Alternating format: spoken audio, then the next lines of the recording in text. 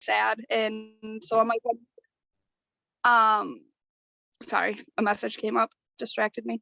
Um, so then I was like, okay, so I started doing the follow-ups, and that's how I got a lot of them. And I had one host a post where I got 3 customers off one host a post. And I did the one host a post, was it last week or over the weekend, and people are still commenting on it. The one where it's like, hey, what does the first letter of your name candy bar, blah blah blah blah blah. And I got somebody posting on it again today. I'm like, this thing has been up all week and I'm still getting comments. So for me, it was following up with people, I think, is my biggest thing that I improved on, and I'm actually seeing results with it, because I'm not forgetting about people that have kids that have other things going on. And so what was your method of attack when it came to follow-up? Were you going through your messenger? Did you keep lists? Like what does that look like for you? Because I forgot my journal over the weekend, smart move. I was screenshotting everything. So then I was going through my gallery, just trying to look at all my screenshots, like, oh, I gotta text this person back, or oh, what about this person? I haven't talked to her in a couple days, or I got somebody that wants to sign up, but she doesn't get paid until Friday. So I screenshotted that and kind of highlighted Friday, and then put my own little notes on there to follow up on this Friday, not next Friday, but this Friday, because I've done that before. Like, what Friday was it again? So just kind of being more organized and keeping in touch with people that said they were interested, and even people that seen my chat but didn't respond. I'm following up with them as well too. Yeah, like persistency, but with kindness, right? It's like, yeah. And I think it can be such an eye-opening moment, but also really hard to believe at times that they will sign up with you if they don't sign up the first time. But I think sometimes we can wrap our brain around, oh, they didn't get back to me. That means like, oh, I'm doing something bad. I'm doing something wrong. When I'm sure you had a couple enrollments where there were messages that weren't responded to, or like maybe you flipped the script and said something different that kind of popped it off for them. So what was your most successful product host to post, the one you had the customers from? Hey, Mom. I'm in a meeting. Goodbye. You can skateboard up and down. I Go. don't have to ride. You're not riding in the road on the sidewalk, honey. Please and thank you. Bye-bye. Sorry, he got his first longboard, and it's the new thing now. It's fine. It's fine. So repeat your question. I'm sorry. What was the host to post for product that did so well for you? It was just the gummies. It was seriously the gummies post. And that's when I had my girlfriend post, and boom, it took off. And that's awesome. So we sold a lot of gummies. Yes. Well, Carrie, all in all, like, I am so proud of you.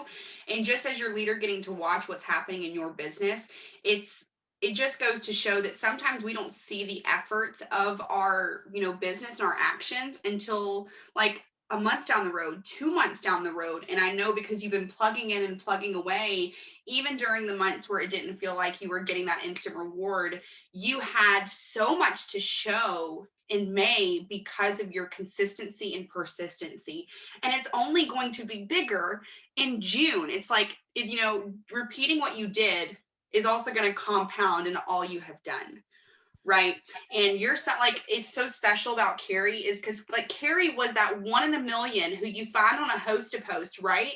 And you bring in as a customer, and before you know it, they're a distributor with vision on fire. And it just goes to show that you never know who's going to be a part of your business, what they're going to do in this business, and how they're going to impact people. Like, you never know. And thank you so much for sharing, Carrie. And if you have time later, I may have you come back on again. But you never know who's going to be in your business and what they're going to serve and when that timing is going to be for them. Maybe there's someone who's in your business now who may be a little stagnant, maybe a little still. And you could be questioning like, well, is it me? Is it something that I'm not doing or something that I am doing that could be deterring this person?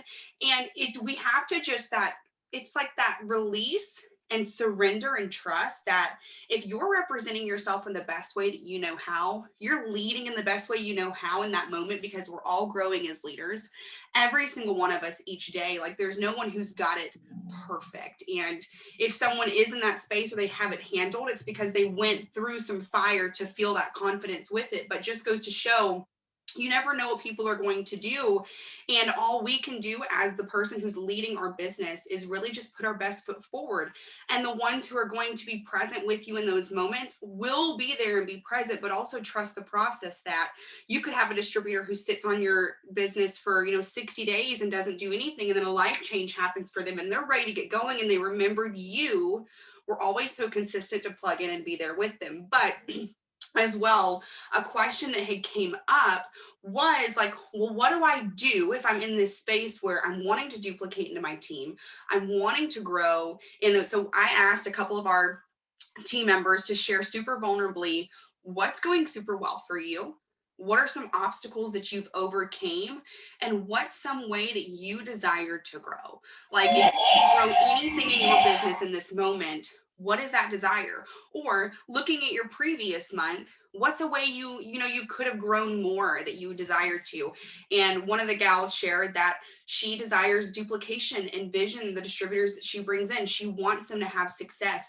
And just like if that's you too, your heart is in the right space. And because like you're giving from a servant heart, there's nothing wrong with wanting the best for people, for wanting them to see the greater picture of things, right? Like that's what the great leaders and mentors do, is they cast that vision out, right? But it's not up to them who that vision affects, but it is up to them to continuously share it. And it's kind of like, I'm going to give the analogy for this is if you're going to LA, like say you're leaving your house and you're going on a road trip, and it's going to be the best road trip you've ever had in your life. Maybe you're close to LA, so this isn't a good reference for you, Amber, but you're going on a trip to a crazy destination. You are so psyched about it. You know, when you get there, it's going to be an all expense paid trip at a 5-star hotel. You're going to have a tab on the hotel that you can ring up whatever you want to, and it's going to be the greatest experience of your life.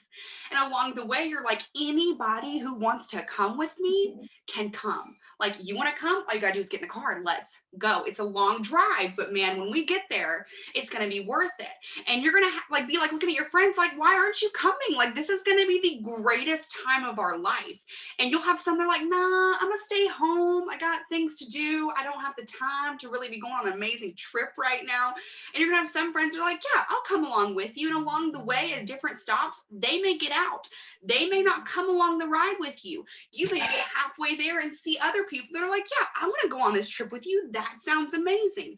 But you don't stop going on the trip just depending on who's in the car with you. You still want to go to the resort. You still want to go to the hotel and have all the things that your sights are set on, right? And then if you got somebody being whiny and dumpy in the back who just always complaining for a pee break and wanting a snack, you can't just leave them. You can't leave them hanging with you. Some people got to drive themselves. Some people need to drive themselves, right? And that's not saying they're not invited, but some people need the time to figure it out. Maybe they'll meet you at the next stop. And I want you to think about like your goal, your vision. I know with our team, we talked about in our chat 30 days ago how the next 90 days, we are doing explosive things. And you have your vision set.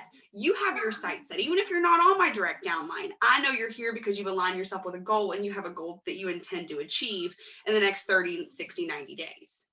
And you can't stop and wonder why are you driving the car right? Are you getting the right snacks? Are you making, the right playlist of music? No, you can't wonder about all those things. But just from a piece of spin on this last thing is 2 things that I'll lead you with constructively is 1, ask for what you desire, not just coming from a place of needy and like, oh my gosh, I need this to happen because I just feel desperate for people to be working with me. When you come from a place of like, I am desiring this, and this is going to come for me because I am choosing to grow and level up myself in these areas, I'm going to be attracting the people on my team who are ready to work, who their mind is ready to work. They're willing to serve and grow and be a little uncomfortable because they see the vision of where this business is going to go. And what happens is when you align yourself with like that confidence in that, it's not that things just magically fall into place. But because you're aligning yourself with a much better thought pattern to go forward with it, your mind's opened up to see more possibilities in people that maybe you might have been rejected to, coming from a place of desperation or neediness. And then 2, the best way to solve any kind of doubt, insecurities when it comes to your team is, this is 2 parts. Check yourself. See how you're showing up and sharing. See how you're leading. Are you sharing exactly what you're doing? And if you are, right? Because we do have people as well that will come in and we can give them all the tools and resources, but we can't force them to drink. I have a cat biting me right now, a little baby kitten. It's just so precious. We can bring in new though. We can bring in new. And just giving the reference of Carrie. Carrie is someone that I connected with from a host of hosts who really wanted skinny coffee and wraps, loved him, a week later became a distributor. Now she's going Ruby in her business this month, got $200 in just bonuses last month from the customer promotions. And what a connection that was. But you never know. Along the way, there were plenty of people as well who maybe haven't been as connected, maybe haven't been as present, but I don't think I'm a bad leader, but I also know, hey, I still desire to grow. So you can still have both. You can still desire to grow and still be humble with yourself that you're doing great things. The worst thing you can do for yourself is self-sabotage your way out of growth by turning yourself in circles, questioning. So that's really, really great. Is there anything else you want to add, Carrie? Just consistency, like you said, just having that. Sorry, I'm telling you, it's busy. Whenever I want to be outside, it's loud like this, but whenever I'm inside, it's quiet. Anywho, no, consistency and following up is really what I was not good at until, a few weeks ago, and I just kind of changed my game there. So consistency and having that mind process, that mind thought of, I can do this and I'm going to do this. And it's just that winning willpower, if you want to say. I don't know how else to explain it, but it's like, no, I'm going to do this. Like, no, that's it. Yeah. Yeah. It's like, you have your mindset on anything and you're going to achieve it. And so that's, now I can't lose this mindset. So now I'm like doing everything to keep this mindset, because here it is another month. So we got to rock it again. That's so good. So good. So I'm going to spin just a little bit and I'm going to go into samples. So if you are someone who has sold a sample ever, will you drop in the chat how you sold that sample? No matter what way it was, how you sold it. If you made cash from selling a sampler in the last 3 months, how did you do it? Because I think we all have different avenues that work well for us. And it's not that one is better than the other, but I just wanted to see something.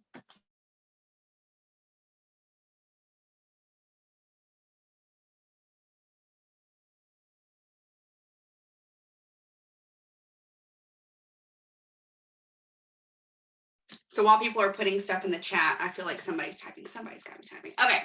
So while that's happening, I will share what works well for me. So I will put up post talking about sampler packs, but majority of the time, my success for selling samplers, post about it on your timeline. I made a post about it and message. So I find a lot of success from asking people directly in their inbox. So Sandra, what does that post on your timeline look like?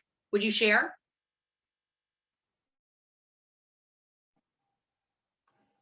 Hey guys.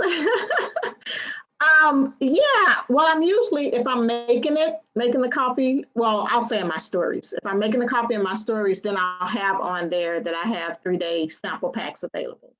And usually, they'll DM me coffee, because that's what I usually say, to DM me coffee. And then that's how I usually do it. Yeah. No, that's great, because sometimes I think we just assume that, oh, I just showed before and afters of the coffee and that's enough. But you take the extra step, and I know you do because I watch your coffee that you do every morning. You consistently show yourself making your coffee. every single day and how you like it made. So people know you're drinking it. And I find when I put myself in the stories and I put my video in there, people watch more and they watch longer because they like, maybe they want to see me like do something crazy or something. I don't know, but they stay watching.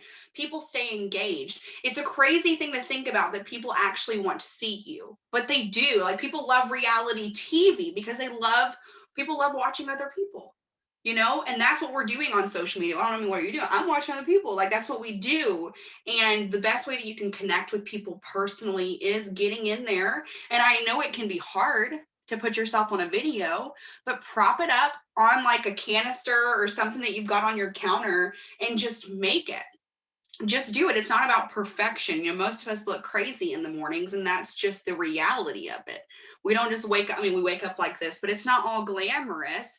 And people want to see them, like they can imagine themselves making that same cup of coffee. So Sandra, when you're doing your reach outs, like someone says, send me message or messages you coffee, what does that combo look like for you to seal the deal? Usually in my stories, because I do have in there, 3-day sample pack. So when they message me coffee and then I message them back, I'll just, tell them about how they're going to love the coffee. You're going to love it. You get a 3-day pack. And now sometimes they will assume that it's free. And I just politely let them know that no, and I let them know how much it is. And mine's like $15 for, a 3-day coffee pack. I will say this, I don't get a lot of people who think it's free. I get some people who do, but the majority of the people, when I say $15 a pack, they'll buy it because they see me making it every day. And so they know I talk about what it does, that I've lost weight on it, and people want to try it. So I really haven't had any problems with selling the sample packs. Yeah, and like we can all agree, we've all had the people that assume it's free. We have people who will do host to post and assume that they don't have to do anything to get an entry. There's people who will go to a restaurant, eat a whole steak, and then say they don't like it and still want their money back. There's all kinds in the world. So I think one of the greatest things that I did in my business was detach myself from the outcome of what someone was going, like not letting someone else's response affect how I felt with my offer. You know what I mean? Because we talk to all kinds of people. Some people will just give you the thumbs up, and I have to assume they are so excited and that's their favorite way to talk to people. There's like, they just love the thumbs up, even though it can drive me crazy. But we deal with all kinds. And like the perk is now someone knows that it's not free, that you actually make money in your business. And one of two things can happen. Now they're going to know, all right, well, I got to get the $15 if I want to try this, because I still see Sandra posting about this dang coffee every morning. Or they're going to have the light bulb moment that they can make cash too. Right?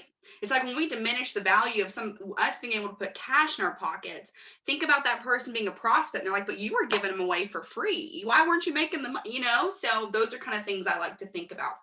And then is there, Amber, are you able to like unmute and share what you do? You know what, I'm gonna say one more thing. Like before COVID, I have this, those purses that are clear, that you take to the Best Well game. Now, I used to sell a lot of coffee samples just because I would have on my shirt that says, does your coffee make you skinny? And I would have coffee packs in my bag. And during the time before COVID, people were like, really? And I mean, they wouldn't buy like all 3, they may buy 1 pack, but people would actually see it in my purse, see the coffee sitting in my purse, and they would, really? Okay, yeah, I'll try one. And I really, that was like cool because I was able to talk to people. So I'm looking forward to getting back into that. Yeah. Yeah, that is so cool. Go ahead, Carrie. I'm like, I got a question. That is so freaking awesome because I just bought a whole bunch of stuff for like It Works apparel for the summertime. But I'm really wanting to do a booth at like the county fair. Has anybody done that and had success from that? I'm sure we will have success, but I'm just curious on how it worked for everybody else. And it's $75 for 1 tent. So I'm like, but yeah, we can do that. But I just want to know if anybody else done it and had like you know, success? And how did you guys actually do it? Did you have little samples? Did you just, please help. I tell you what, now Dorothy and I just did an event, and make sure that you do have sample packs, that you have stuff out there, because people will buy the sample packs and stuff on the spot. Now, as far as like getting loyal customers there, not at that time. But what we also was doing was, as we were talking to them and they were buying the sample, getting their information. So, and then hooking up with them on social media, you know, asking them if they had a Facebook or Instagram, and connect with them like that. And then they will start seeing, you know, our stories and seeing stuff. But make sure you have samples, because I'm telling you, at events like that, we had success with People go there to spend money. Yeah, we were gonna go in half on that big sample pack, like the biggest one that we have of all those samples. We were gonna go in half on that. But I was just curious. So what you guys, did you have like a piece of paper for them to write down their Facebook or so their... actually, if I can hook you up in the It Works Better Together page. That page has been there for a long time. And there are tons of resources in there that I will actually pin you to when we get off this, for like information cards, banners, giveaway raffles, trainings, videos. I will make sure to connect you with that, Carrie. Awesome. Thanks. You're welcome. You're welcome. So one last thing that I wanted to share before our time is, we have I think we've got like 10 minutes left. Someone had mentioned as well, they chimed in about an obstacle that they are overcoming, is realizing that they do have time for this business, that even though they have a demanding job, that they still have time to work this in. And like a flip that she made was just making that decision to make her time matter. But something that maybe this can resonate with you, is something that she found is, there's one thing of just going through the task to say you went through the task, but actually being present in your business, showing up like with your posting, not just copying something that someone randomly put up, but consistently putting in the time for your posting, putting in the time for your messages so you can add that personal touch on there, and putting in the time to share your story, has been something where she's like, you know what, this is it. I've got the rhythm down of what I need to do, but there's like that one little link that feels like it's missing. And maybe y'all have felt this way before if you've been in the business a while, where you almost go on autopilot and you think you already like have your rhythm down, and then before you know it, you're like, I ain't felt excited in like 3 days. What's going on? And I like when we take the personalness out of the equation, when we take our vision out and we just start working manually on autopilot, before we know it, we're like, I don't even feel engaged, right? And what I'm like, this is my message to her is, you know, we all have moments in our business where we're growing and we're going into new areas. And you having that obstacle where you're like, all right, the obstacle I just overcame was I don't have enough time in my work schedule, my mom's schedule, all of the things to fit in this, you know, this task list of what are the things I need to do for my business that I know I need to do.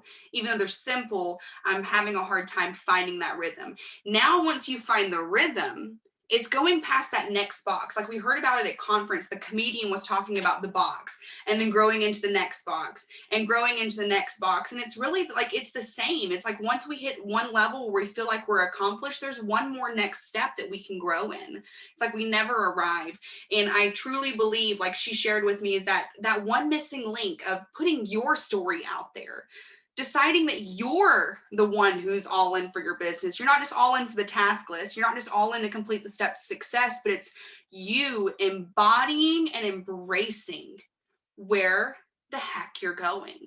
You embodying and embracing the people that you're connecting with, and really putting that connection with them to say, you're going to be a part of my business one day. And it makes me so excited to know that I'm going to get to work with you. And what happens is that thought and emotion start to trigger forward versus you just spinning your wheels.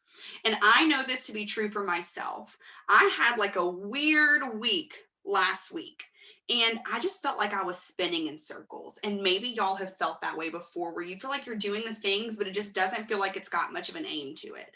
And let me tell you what I was not doing. I was not journaling in the morning.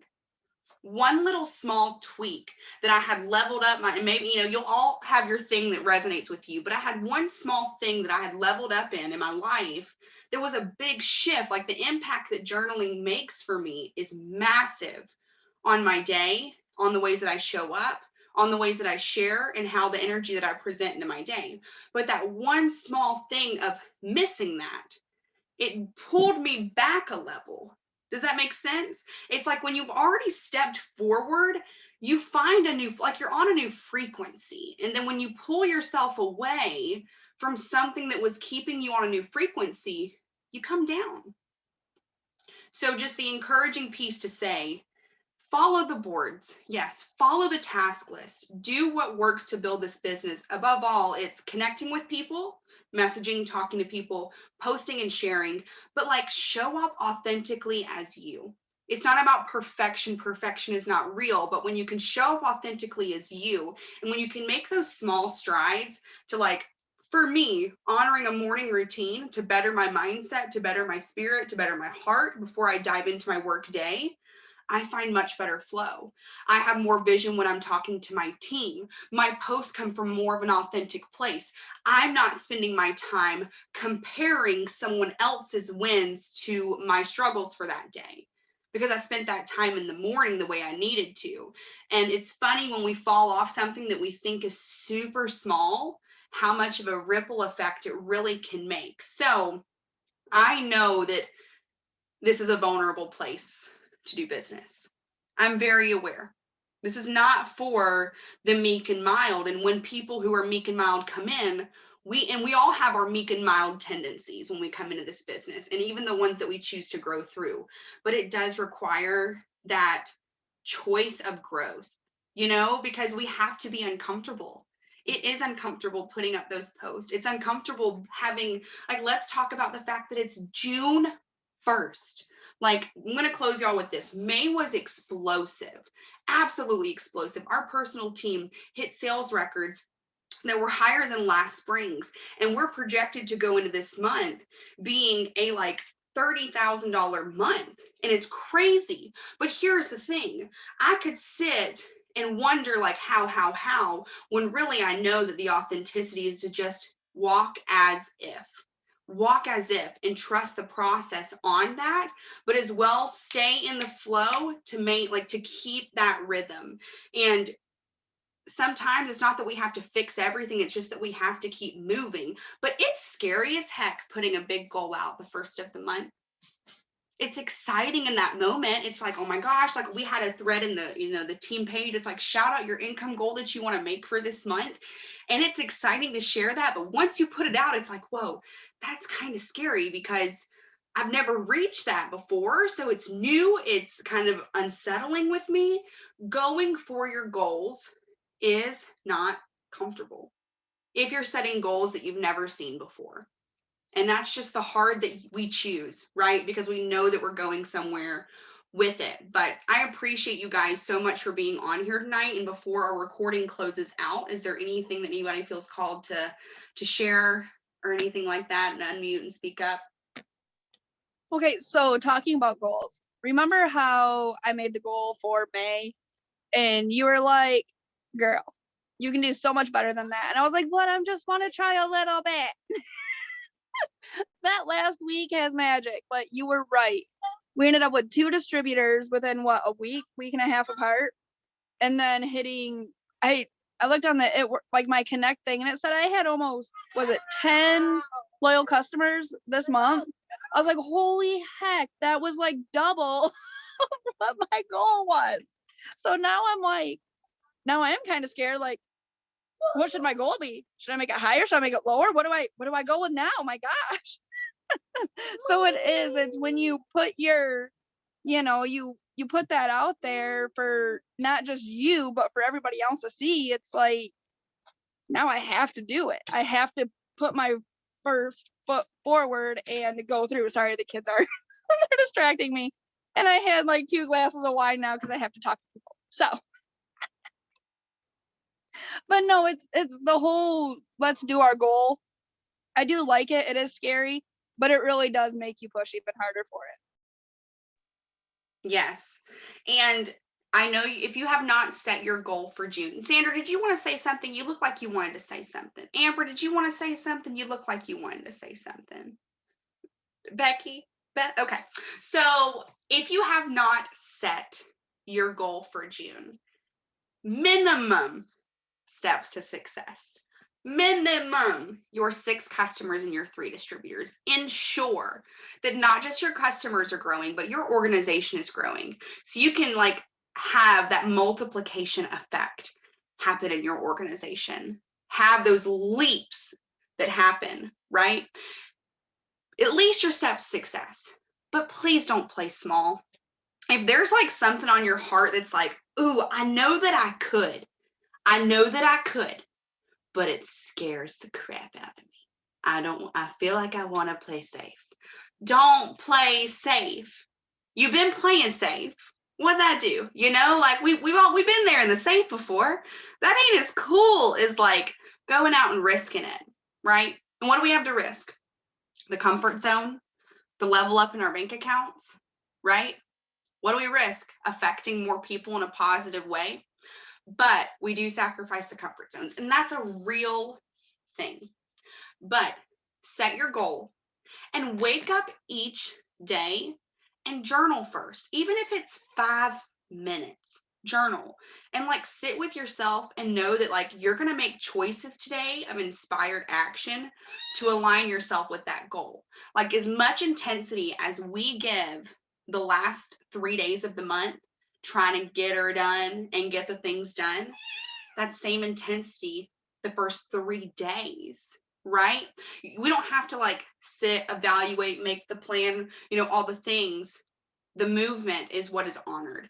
And when you're taking that inspired action, aligning with your goals, it's more of the, hey, I know that because I'm spending these next 20 minutes intentionally sending out messages to connect with people about the business, I know this intention is going to honor my goal.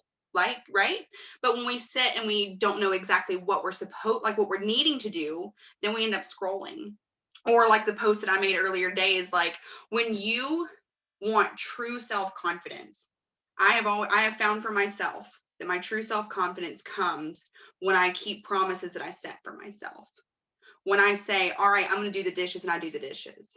Or if I'm like, I'm going to go get on my Peloton for 20 minutes and I go get on my Peloton. But if I have days where I'm breaking promises with myself back to back to back, or like I set a goal and then I get like feared out, I let my limitations talk me out of running for the goal, then the next time I go do something, and I'm speaking in the I sense, but maybe you've been there.